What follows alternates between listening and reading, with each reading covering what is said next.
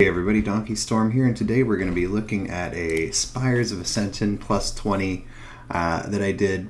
We're going to be talking about how to tank this dungeon, what to look out for, as well as a route, some adjustments you can make to this route if you want to go a little bit faster, if you want to be a little bit safer. So this is done from the Guardian Druid point of view. There's definitely going to be some Guardian Druid specific things here, but I'm hoping that this could be applicable to all tanks. So we'll get started here in just a second. Just wanted to say something about this dungeon that I like to do when I'm putting a group together. This is a great dungeon for a Resto Shaman healer. This is a very kick-heavy dungeon. And what's really nice about a Resto Shaman, and I actually had already talked to this particular player before the dungeon started, is that you can just stick them on Goliath kicks and assign that to them.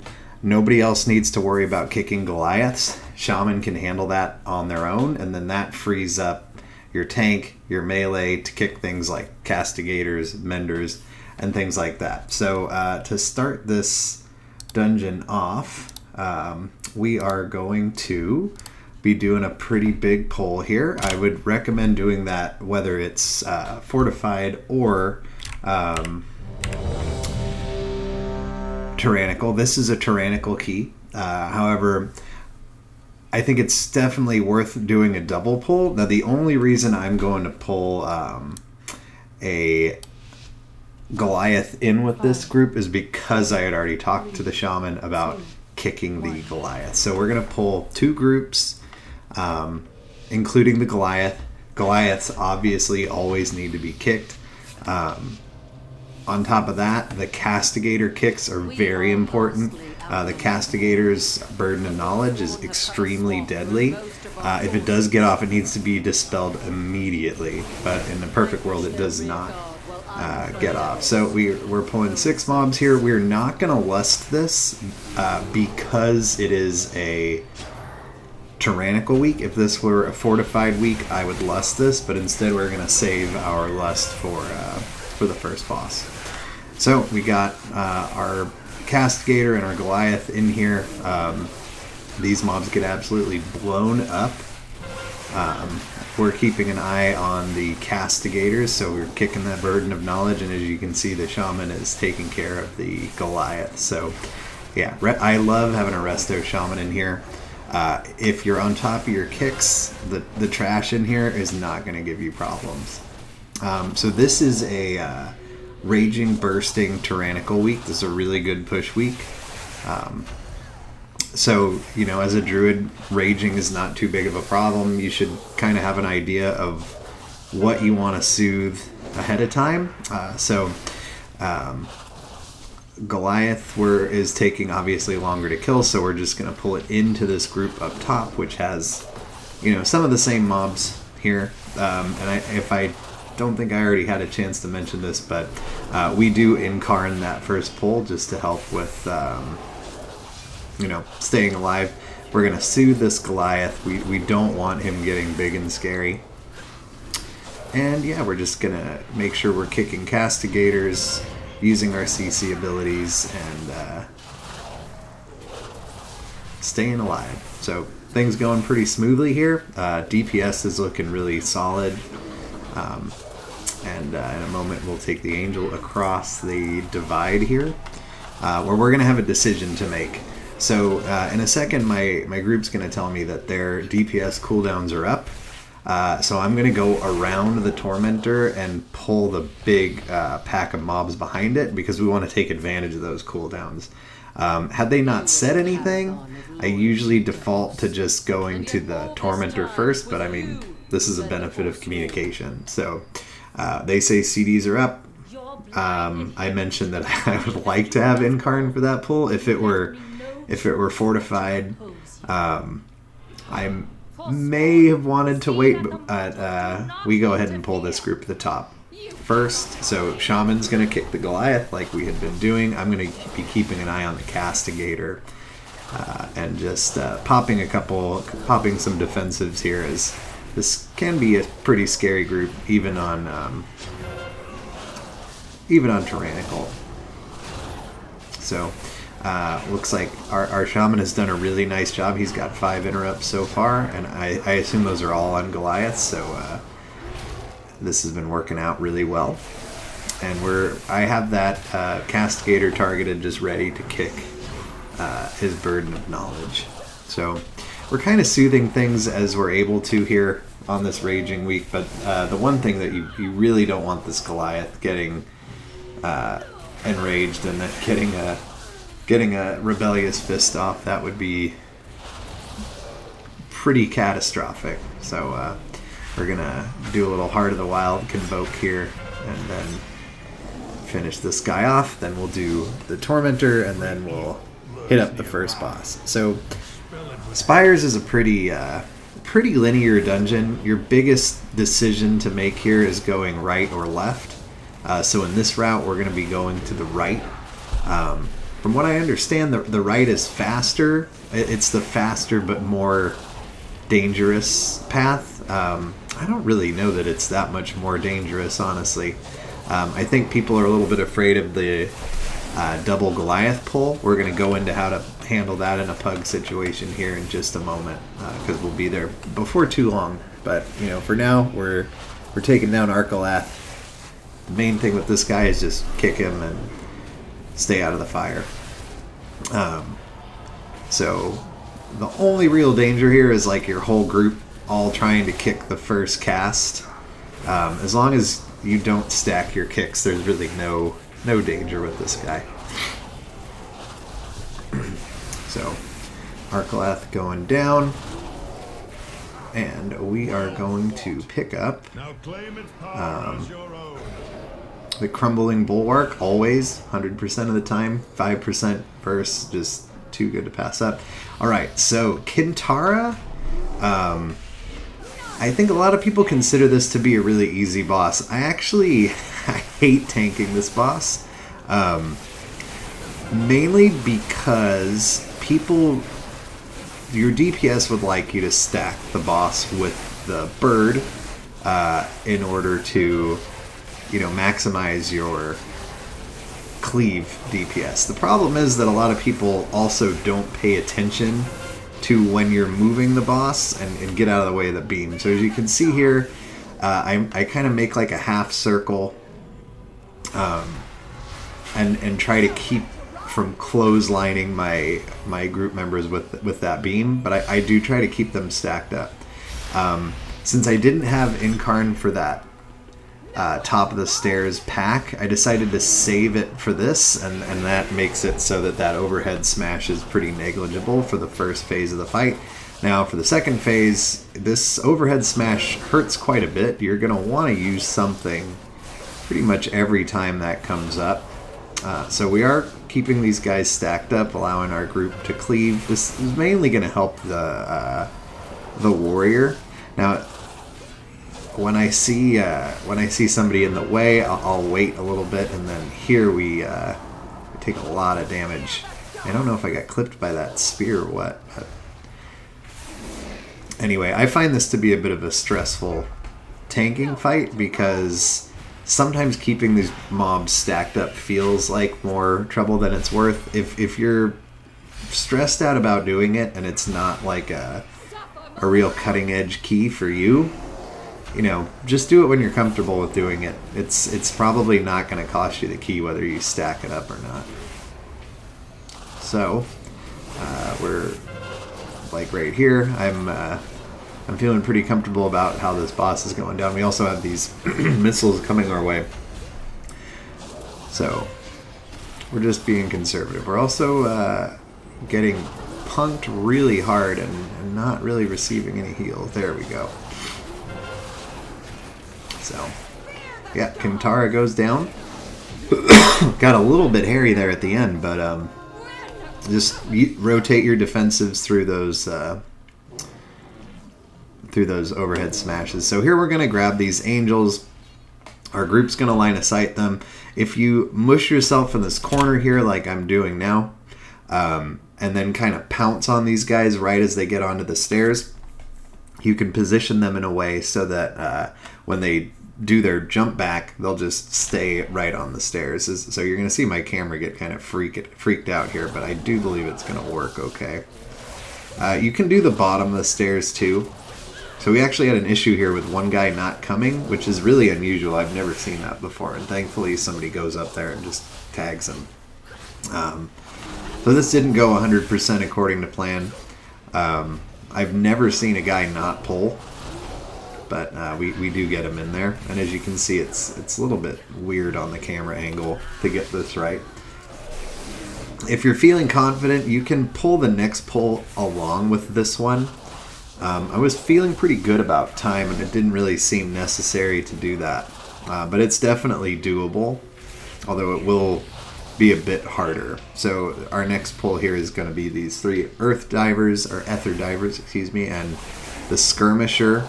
These guys do put a pretty nasty dot on you, so you want to kick them as you can, and use a defensive if you need to. You should also be getting dispelled by your healer, but just in case you're not, you want to be ready for that.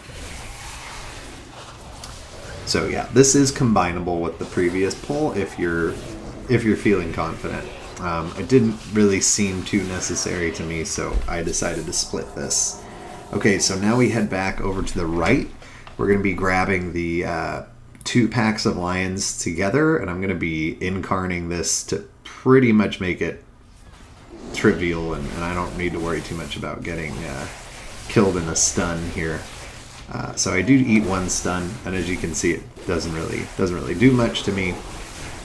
And it's safe to stay in as long as Incarn's up. Once it starts to get low, you can back out. I think you'll see me do that here. So yeah, with Incarn at about 5 seconds, or maybe these are dying fast enough that I don't bother. Yeah, I still Typhoon these guys. Let the dot drop off, because that is starting to hurt quite a bit. And just let the DPS clean these up.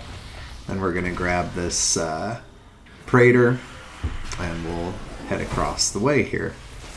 So the most challenging part of going to the right is going to be the double Goliath pull, which is coming up. You don't want to pull this with no communication.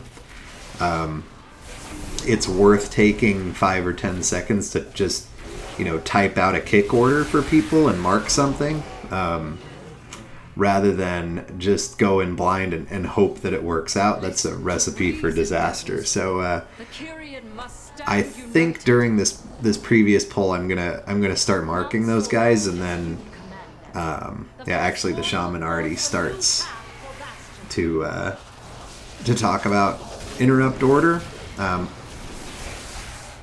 So that's good, because once you've gotten past that pull,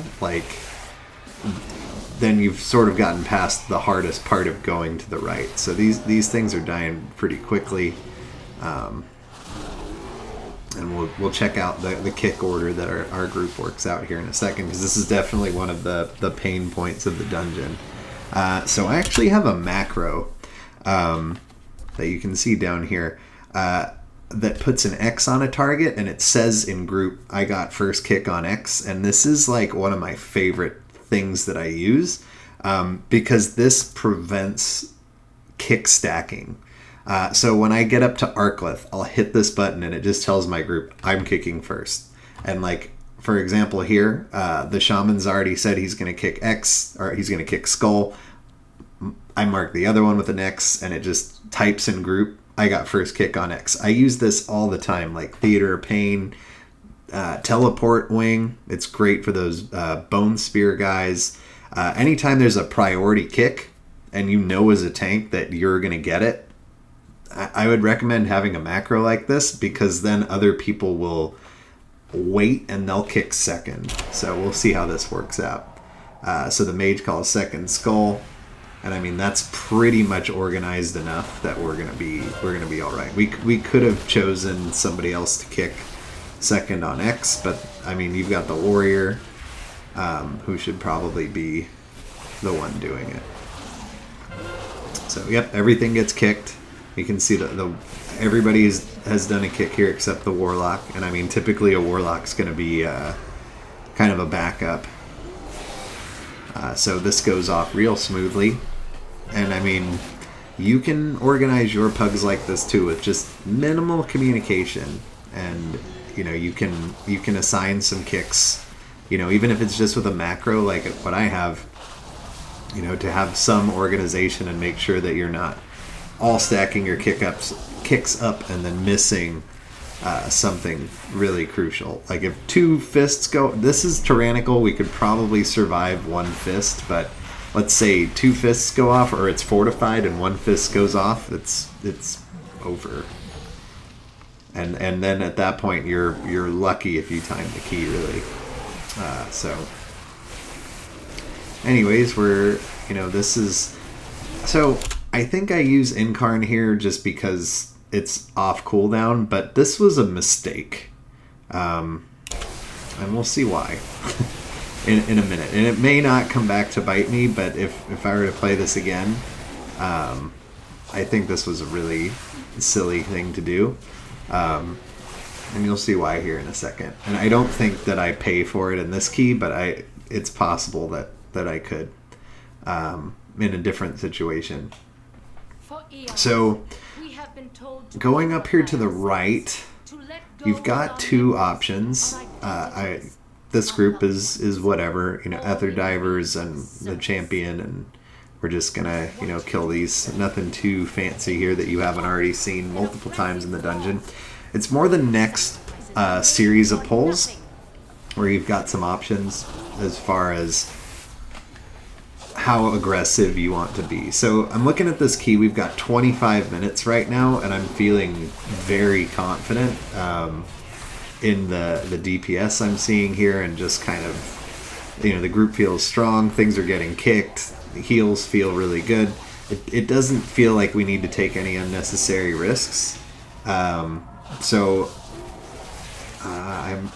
But I'm reading chat, and maybe I'm thinking of a different run, because maybe we are going to go a little more aggressive here. I hope we do. It'll be more entertaining.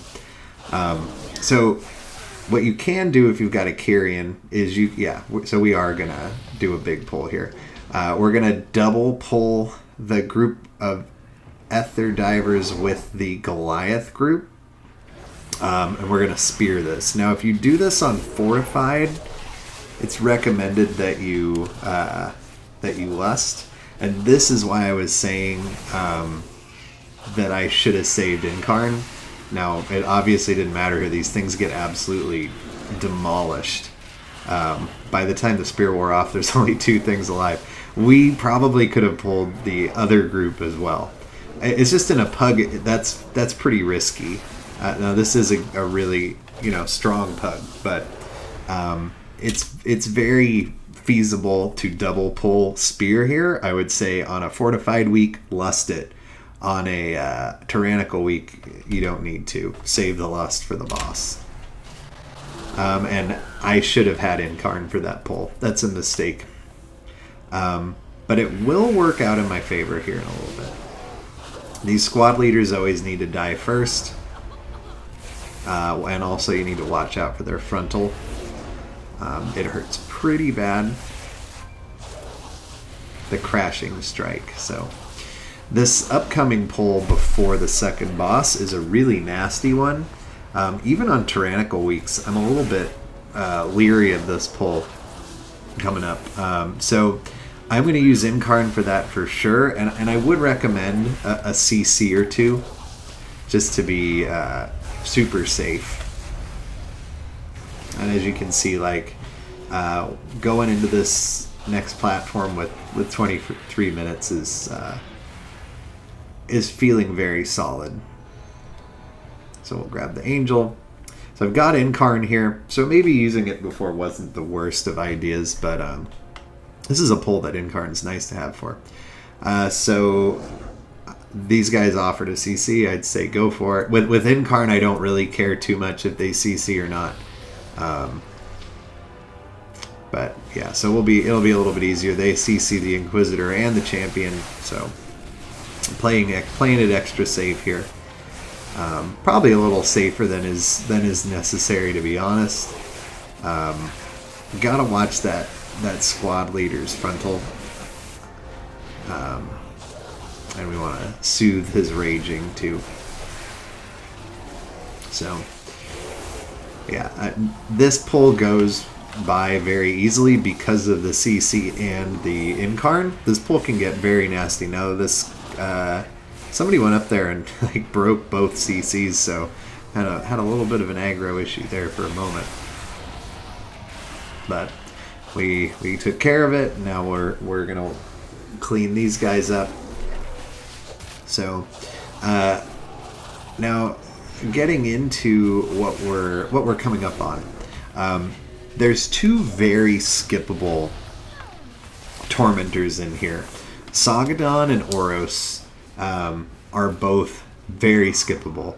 I had talked with this group beforehand, and we're going to just reset the boss so he doesn't accidentally pull as we go by. I had talked with this group before the key started, and I had advocated for skipping Oros and Sagadon. They didn't want to skip Oros, so we're going to kill Oros, and I'm cool with that because of how smoothly things are going. I think if we were crunched for time, you'd probably have to skip him here, but we're going to kill Oros. The thing about skipping Oros here is, so during the orb phase of the final boss, you are not affected by the slow aura, so you can pick up those orbs just fine. And as long as you start walking toward that safety bubble as soon as it's up, that's no problem either.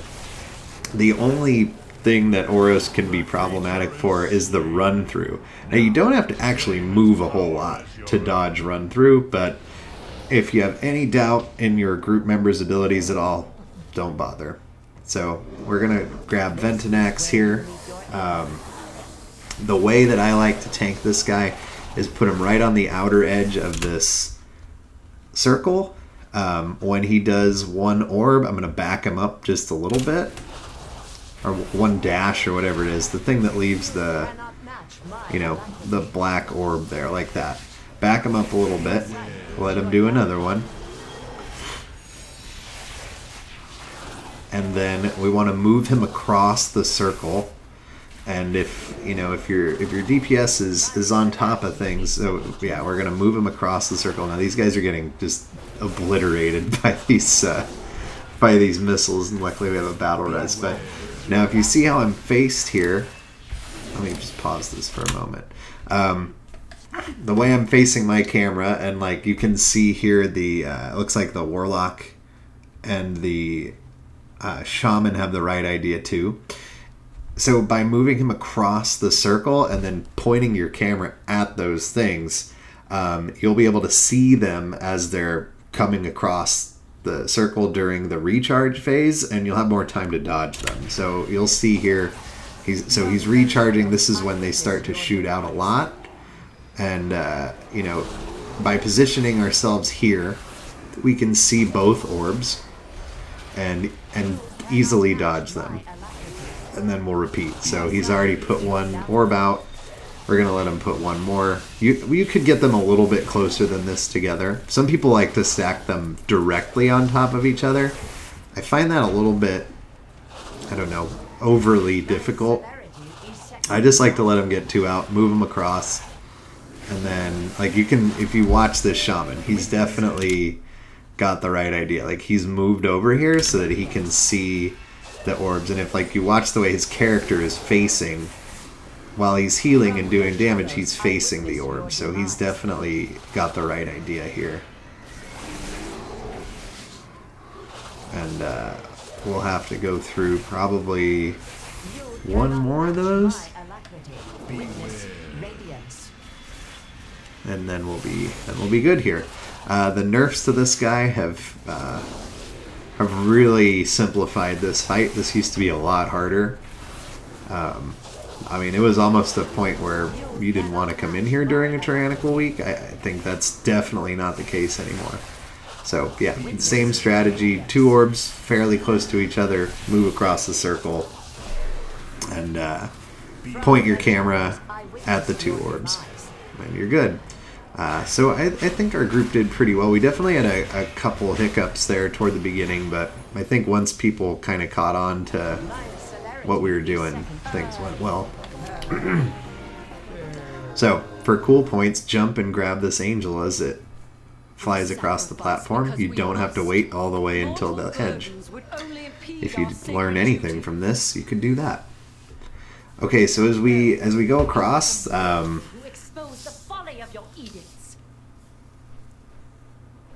talking to the group about skipping Sagadon. And I guess I believe that we will. I just feel that Sagadon, killing Sagadon on this last boss is just completely unnecessary. It's so easy, but these guys are saying they want to kill him because we have so much time. I just will let you guys know that Sagadon is so skippable in here. Like, you won't even know. You won't even notice. It's going to be fine. It's going to be great. So this is another pull that you can combine. And like, as we're fighting it, we're debating whether or not we want to pull Varuth in with this guy. Honestly, and then we sort of half-ass it and pull him in when the thing's almost dead. On a tyrannical week, this is fine to do. On a fortified week, maybe not. There is a lot of healing if you choose to stack these guys up. So, you know, you can leave it up to how your run's going. If you feel like you need to buy yourself some time, you can combine those pulls. You can skip Boros, you can skip Sagadon. There's lots of ways to buy yourself time in here. So since our group's pretty much just going for the +1, we're playing this pretty conservatively. I am definitely an advocate of skipping Sagadon. I don't think that adds any difficulty to the last fight at all. The only change it makes, if you get hit with run through, like, you're probably dead, but you really shouldn't be getting hit with run through anyway. Notice that I get feared here. This is really unusual. I feel like as the tank, honestly, I barely even look to see if people are stacked on me, because it just kind of feels like people are always stacked on me. But anyway, it just gets us further away for Heart of the Wild Convoke. Not the worst thing in the world. Okay, so the standard skip here is to jump up on the platform, go around to the right, and then there's lots of ways to skip these guys. You can invis skip, you can warlock portal, you can mind soothe, you can ring a piece, paralyze, all kinds of stuff. Anything that works in mists will work here. So we're going to pull Sagadon, even though I didn't really want to. And we're going to do the Sagadon dance of killing all the chains and then backing out and rinse and repeat. So I do just want to stress, all Sagadon does as far as adding difficulty to the last boss is if you get hit with run through, you're dead. Shouldn't be getting hit with run through anyway, and if it's a tyrannical week, you're usually dead when you get hit with run through regardless. So in my opinion, this was a complete waste of a minute or however long this took. But I mean, my group was right that we had lots of time and we were not in any danger of failing the key yet. So we'll grab Stone Ward, and then we'll do the typical tank runs in first and gets all the usurpers. If you are the non-tank player and you're doing this, you need to just wait until the tank gets all the way across, and even then I would wait. And like, if I were a DPS, I probably wouldn't start running until right about now, because your tank is not going to die back here if they have any idea what they're doing at all. But what happens is the tank gets behind this pillar, and then DPS or healers start running too soon, and all these things turn around and chuck spears at one guy and it kills them. This is like one of the few times I have made it behind this pillar and not seen someone else go too soon and die. So we need to grab both sides of this. And then that will be good for trash. The magic number to go upstairs is, I think it's 88%. So we're going to reach that number with this pull, and then it's going to be on to Oriferion, whatever his name is. Pretty easy fight here. Very straightforward. As a tank, you have very little to worry about here. Mainly positioning stuff. So when this ability goes out with the blue arrows, we want everybody to stack up, then move them out. I like to go toward the centerpiece. So we're really going to just do that twice, and then when the orbs go out, we're going to pop a whole bunch of defensives and try to soak them. And you'll get to see how that goes for us here in a minute. So again, not a lot to talk about from a tank perspective here. We're going to stack for this ability. We're going to move him out of the way. Now after 2 waves of that, the next thing he'll do is a recharge, and he's going to suck all those orbs back in toward him.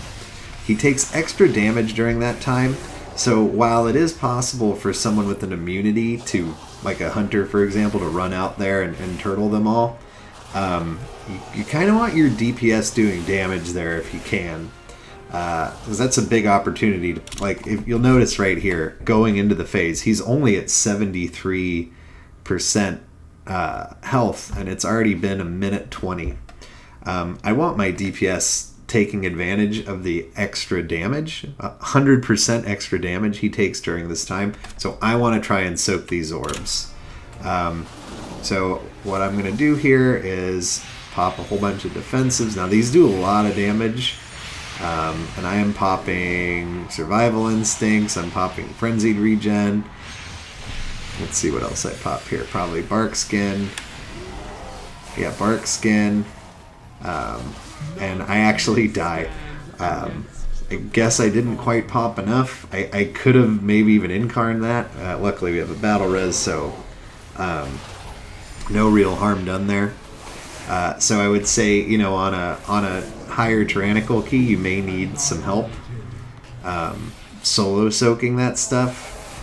In most situations, I've been able to soak it myself just fine, but this is, you know, this is a 20, so you might need somebody else to take 1 or 2, or, you know, if we've got a paladin healer that could bubble it.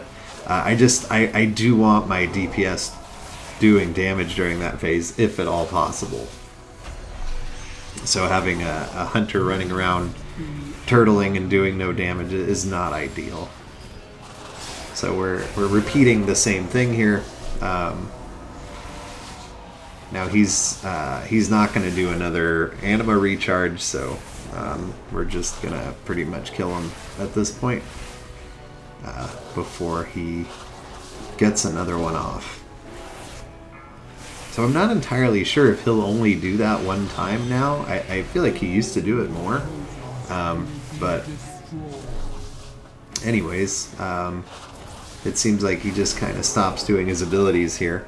He is punching me pretty hard, but I do not believe he's going to do another recharge. We notice his energy is just stopped at 15, so I don't know if that's a bug or...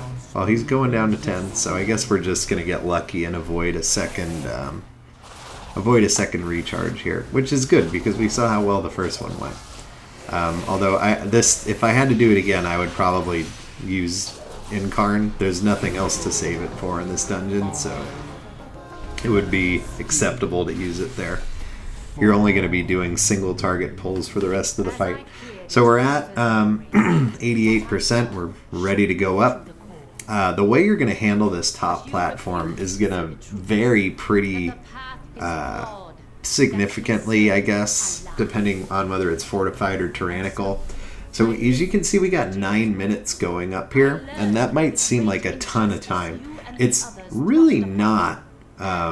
This platform takes a deceptively long amount of time, just kind of due to the 3-phase nature of, or I guess multiple phase nature of the final boss. So I like to take Lachesis first. Lachesis is very easy to tank. When he does a diminuendo, just move to the side and then move back in front again. And pretty much rinse and repeat there. So I have Incarn. I'm not really sure what I'm saving it for. There's nothing to save it for.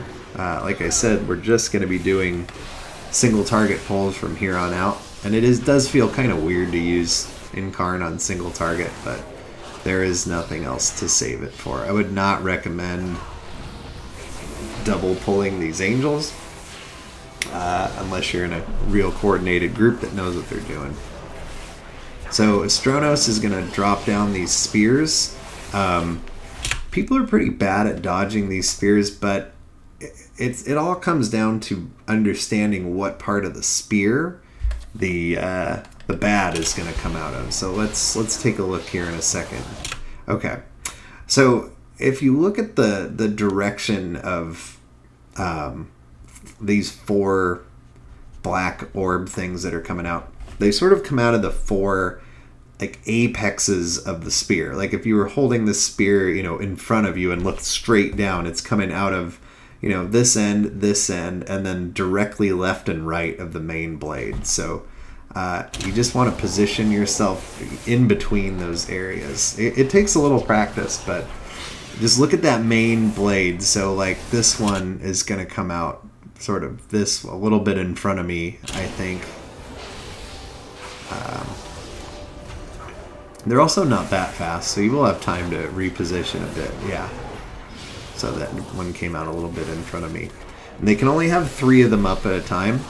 And then beyond 3, they'll start to disappear. So we want to soothe this angel as soon as possible, to be sure that she's not doing a bunch of crazy extra damage. So as you can see, that first spear disappeared as that next spear came out. So we're gonna kill her, get the heck out of this spear area, and then Klodos is where you want to use your 3rd spear, regardless of tyrannical or fortified. There's really nothing else to use it for. If it's fortified, you want to lust this pull.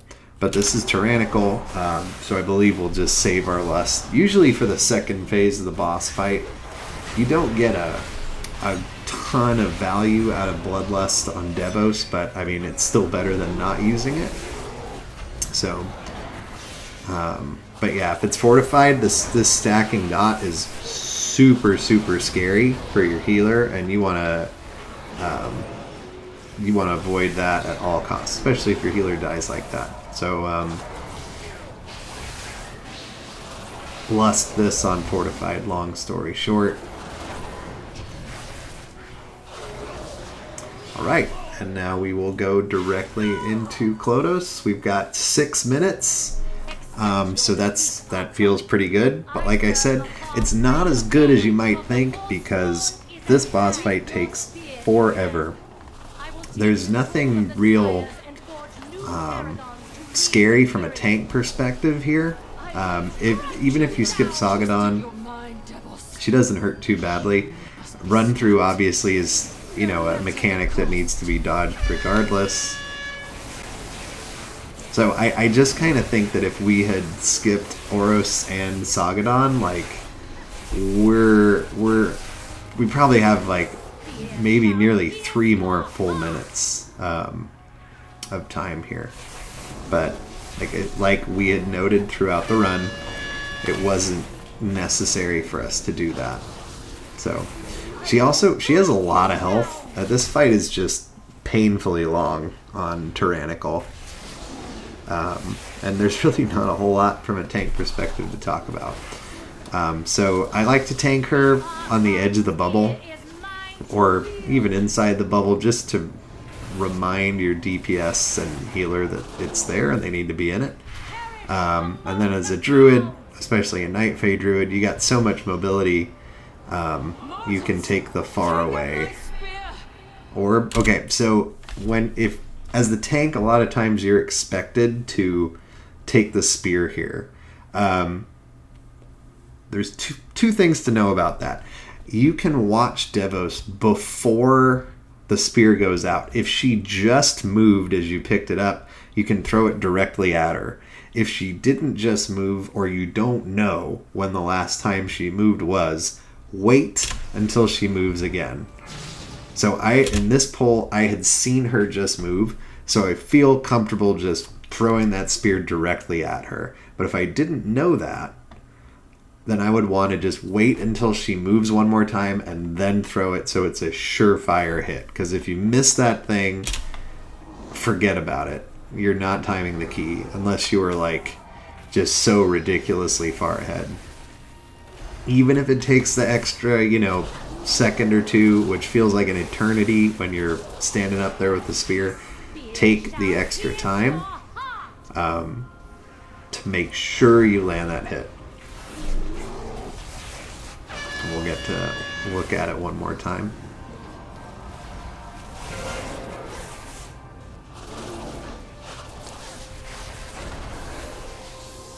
I will strike you down. So yeah, if you did skip Oros here, you're going to have to react quickly to run through. You don't need to use a movement ability. You can literally just slow sidestep it with Oros up. But again, that would be the lesser of the Tormentors to keep up. Keeping Sagadon up is totally feasible. In fact, like if you're just experimenting with, what it's like to skip Tormentors, this is probably the best place to do it. As they're not very punishing compared to many other keys.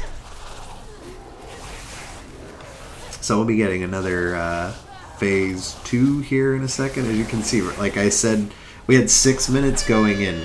We have 3 minutes now. And she's still at 35% health. So like, this is just this is an excruciatingly long boss fight, especially since it's not, not particularly fun or exciting. Like, it's just an absolute time sink. So we came up here with 9 minutes to go, and I believe we're going to time this with about 1:30 or so on the clock. It just goes to show you, like, you do need a pretty good amount of time when you go up to the final platform here. We're going to try and get a little Heart of the Wild Convoke off on her. Got a nice full moon there. Now it's time to grab some orbs. So Soul Shape is great here. Okay, so as we're assuming we're throwing the spear.